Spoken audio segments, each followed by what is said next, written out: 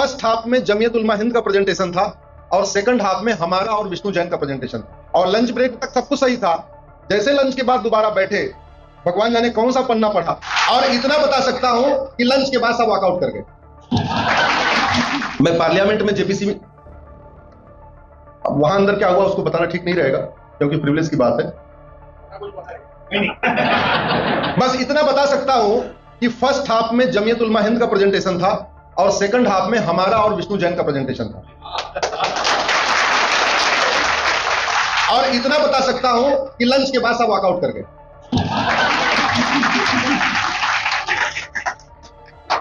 उसमें नोट्स में क्या लिखा वो नहीं बता सकता हूं। हम दो बोरी पेपर लेके गए थे क्योंकि 35 का सेट बनाना होता है, 31 मेंबर और 4 उनका जो जेपीसी का स्टाफ होता है सेक्रेटरीट का, उसके लिए तो 35 सेट देना था। हमारे पास 5 डॉक्यूमेंट थे, उन 5 का 35 सेट बनाया था, तो हम 2 बोरी भर के ले गए थे, पूरी इतनी बड़ी बड़ी। तो वहां की जो सेक्रेटरी थी आईएएस ऑफिसर, वो बोली कि सर अभी लंच ब्रेक होगा, एक काम करिए, लाइए मैं इसको टेबल पर रखवा देती हूँ। हमने कहा ठीक है रखवा दो। और लंच ब्रेक तक सब कुछ सही था। जैसे लंच के बाद दोबारा बैठे, भगवान जाने कौन सा पन्ना पढ़ा, तुरंत जोर जोर से अंदर से आवाज आई और वॉकआउट हो गया। सरकार ने 44 इसमें अमेंडमेंट पेश किया, 44 राइट, लेकिन अभी भी वो एकदम बिल्कुल दुरुस्त नहीं हुआ। आर्टिकल 14-15 के स्पिरिट में अभी भी नहीं आया। हमने 22 अमेंडमेंट और बताया, तो टोटल कितना हो गया 66। अब मुझे आप बताओ, जिस पहिए में 66 छेद हो जाए उसको पंचर बनवाना चाहिए या पहिया बदलना चाहिए? यही बात मैं बोल के आया। और भी बहुत कुछ बोला, वो नहीं बताऊंगा। और भी भाई बड़ी सीधी सी बात है। अरे भारत संविधान से चलेगा या बाइबल कुरान से चलेगा? आप मुझे बताओ। संविधान से चलेगा ना, बाइबल कुरान से तो नहीं चलेगा ना। एक तरफ संविधान में सेकुलर शब्द जोड़ा और वही पॉलिटिकल पार्टी वक्फ बोर्ड बना रही है, वक्फ ट्रिब्यूनल बना रही है। इससे बड़ा गिरा हुआ काम क्या हो सकता है? अभी परसों ट्यूसडे को सेकुलर शब्द पे सुनवाई है सुप्रीम कोर्ट में। हमारा काम यही है।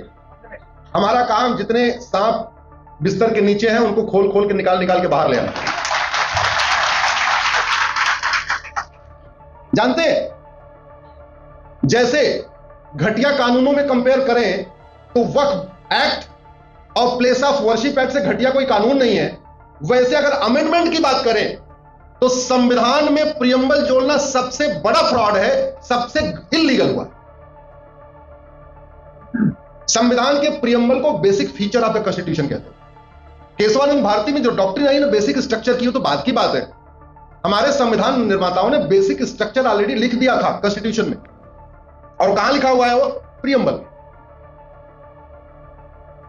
अगर प्रियम्बल में छेड़छाड़ करने का कोई प्रोविजन होता तो संविधान निर्माता अंदर लिख, आर्टिकल 368 में लिख के जाते कि प्रियम्बल बदलना है तो ये प्रोसीजर अडॉप्ट करना। उनका ये मानना था ये प्रियम्बल बदलना ही नहीं है, संविधान में जो संशोधन होना है वो होना, प्रियम्बल को नहीं छेड़छाड़ कर। और वैसे भी आप देख लीजिए, मान लो कोई 60 मंजिल की बिल्डिंग है, 60 मंजिल की बिल्डिंग में मान लो आप 30वें फ्लोर पे रहते हो, तो 30वें फ्लोर पे जो बदलाव करना है वो आपके हाथ में है। आप बेडरूम को ड्राइंग रूम बना लो, ड्राइंग रूम को किचन बना लो, किचन को कुछ और बना लो, ये आप कर सकते हो। आप उस बिल्डिंग की फाउंडेशन को बदल सकते हो क्या? और फाउंडेशन कब बदला जाएगा? जब बिल्डिंग गिरानी हो। ऐसे प्रियम्बल तब बदला जाए जब इस कॉन्स्टिट्यूशन को पूरा बदलना हो, अदरवाइज आप प्रियम्बल में छेड़छाड़ नहीं कर सकते। और अगर आपने प्रियम्बल में छेड़छाड़ करना शुरू कर दिया फिर इसका कोई अंत नहीं होगा। अगर सेकुलर शब्द जोड़ा जा सकता है तो डेमोक्रेसी निकाली भी जा सकती है।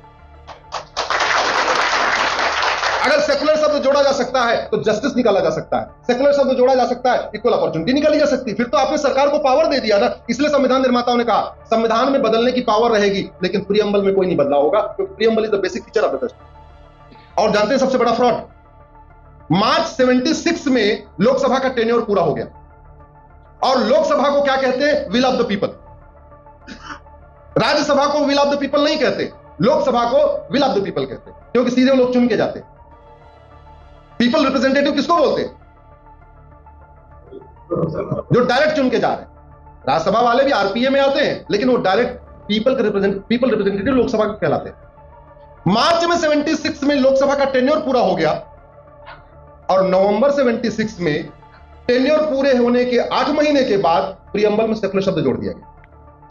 वो कौन था, किस अथॉरिटी के साथ उसने वोट किया, ये बेसिक सवाल है। मैंने सुप्रीम कोर्ट में यही कहा, एक तो इमरजेंसी लगा दिया, इमरजेंसी लगाने के बाद सारे अपोजिशन लीडर को या तो जेल में डाल दिया या भागने के लिए मजबूर कर दिया। बहुत सारे लोग विदेश भाग गए थे, बहुत सारे लोग जेल में थे, जो भारत में थे वो जेल में थे, जो अदरवाइज जो भाग गए वो बच गए। अखबारों का बिजली पानी का कनेक्शन काट दिया था। मार्च 76 में टेन्योर पूरा हो गया और नवंबर 76 में सेकुलर शब्द जोड़ दिया। इसी को हमने सुप्रीम कोर्ट में चैलेंज किया है। 19 तारीख को फिर मैटर लगेगा, आएगा वो, जस्टिस खन्ना साहब की बेंच में चल रहा है। क्यों भाई, क्यों होना चाहिए? और सबसे खास बात यह, संविधान बनते समय 6 बार एफर्ट किया गया था सेकुलर शब्द जोड़ने के लिए। प्रोफेसर केटी शाह साहब ने 3 बार अमेंडमेंट मोशन मूव किया कि सेकुलर शब्द जोड़ लो। एक बार उन्होंने बोला प्रियम्बल में जोड़ लो, रिजेक्ट हुआ। अगली बार बोले आर्टिकल 1 में जोड़ लो, जहां इंडिया दैट इज भारत लिखा है, वो रिजेक्ट हो गया। फिर बोला आर्टिकल 18 में जोड़ लो, वो रिजेक्ट हो गया। मतलब ऐसा नहीं कि सेकुलर शब्द पे संविधान सभा में बाकायदा 7 दिन चर्चा हुई। इस पूरे कॉन्स्टिट्यूशन बनने के दौरान 7 बार अमेंडमेंट आया, 7 बार चर्चा हुई, 7 बार रिजेक्ट हुआ। और कॉन्स्टिट्यूशन बनने में सबसे जो लंबी चर्चा हुई है वो प्रियम्बल पे हुई है। इवन जब संविधान सभा नहीं बनी थी ना, प्रियम्बल पे चर्चा उसके पहले शुरू हो गई। उसके पहले कांग्रेस ने इंटरनल इस पे चर्चा करना शुरू कर दिया था, कॉन्स्टिट्यूएंट असेंबली बनने के पहले ही। तो लगातार चर्चा चल रही थी, लगातार चर्चा चल रही थी। और इवन उस समय कांग्रेस, वो वाली कांग्रेस, ये वाली नहीं, उस कांग्रेस ने भी चर्चा किया और उस कांग्रेस ने भी सेकुलर को नहीं माना। और ये वाली कांग्रेस इमरजेंसी के दौरान सारे नेता जेल में, सारे लीडर ऑफ अपोजिशन जेल में, देश में आपातकाल, और सीधे सीधे उठा के सेकुलर शब्द जोड़ दिया। इससे बड़ा कोई फ्रॉड है ही, हो ही नहीं सकता। बिना चर्चा कराए, विल ऑफ द पीपल है नहीं, और जोड़ दिया। ऐसे विषयों के लिए आप लोग फेसबुक यूज करिए, हमसे जुड़ जाइए, आपको थोड़ा कम मेहनत करनी पड़ेगी। ऐसे विषय हमारे फेसबुक पेज पे पड़े रहते हैं। और कुछ मत करिए, कम से कम शेयर कर दीजिए। कर सकते नहीं कर सकते?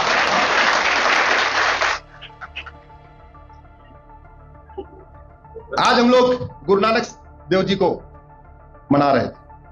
गुरु नानक जी का जन्म कहां हुआ था? पाकिस्तान के ननकाना साहिब। आज की डेट में वहां उनकी जयंती मनाते हैं क्या लोग? जोर से बोलिए। हम लोग मनाते हैं, वो मनाते हैं क्या? उनकी शिक्षाएं तो बहुत अच्छी थी। अब 5 टेनेट्स आप सिखिज्म करके देख लीजिए, क्या शानदार शिक्षाएं हैं। इनफैक्ट उनके जो 5 टेनेट्स आप सिखिज्म करेंगे, उसमें से 3 टेनेट तो आपके कॉन्स्टिट्यूशन में है। कॉन्स्टिट्यूशन में जो लिखा है ना, फ्रेटर्निटी, यूनिटी, नेशनल इंटीग्रेशन, ये 5 टेनेट्स ऑफ सिखिज्म का पार्ट है। दया, करुणा कॉन्स्टिट्यूशन का पार्ट है, यही कॉन्स्टिट्यूशन में भी है। तो सवाल यह है, इतना बढ़िया सिख पंथ, इतनी बढ़िया अच्छी शिक्षा, जन्म उनका पाकिस्तान में हुआ, फिर उनकी जयंती वहां क्यों नहीं मनाते? जोर से बोलिए जरा। अच्छा, भगत सिंह ने जो अपना बलिदान दिया था, वो केवल इस वाले भारत के लिए दिया था, वो कंप्लीट भारत के लिए दिया था। और भगत सिंह कहां, उनका जन्म कहां हुआ, उनको फांसी कहां हुई, उनकी जयंती और पुण्यतिथि वहां क्यों नहीं मनाते? जोर से बोलिए जरा, जोर से बोलिए। अरे ये कहने में स्टॉकहोम सिंड्रोम इतना ज्यादा है, ये कहने में दिक्कत आ रही है।